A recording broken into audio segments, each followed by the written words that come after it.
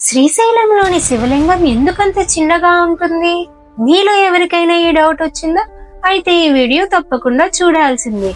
మన పురాణాల ప్రకారం త్రేతాయుగంలోని శ్రీరామచంద్రుడు రావణ్ణి సంహరించిన తర్వాత బ్రహ్మహత్య దోషం పోగొట్టుకోవటానికి రామేశ్వరంలో లింగ ప్రతిష్ఠ చేసి మిగిలిన పాప పరిహారం కోసం పరమేశ్వరుని దర్శనం కోసం బయలుదేరాడు. అప్పుడు ఆ శివుడు శ్రీశైల పర్వతం మీద ఉన్నాడట.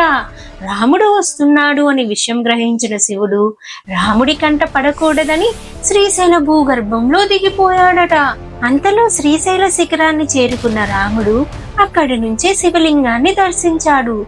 లింగ రూపంలో ఉన్న శివుడు అందుకే సగభాగం భూగర్భంలో ఉండగా పైకి చిన్నగా సగభాగంతో కనిపిస్తాడు.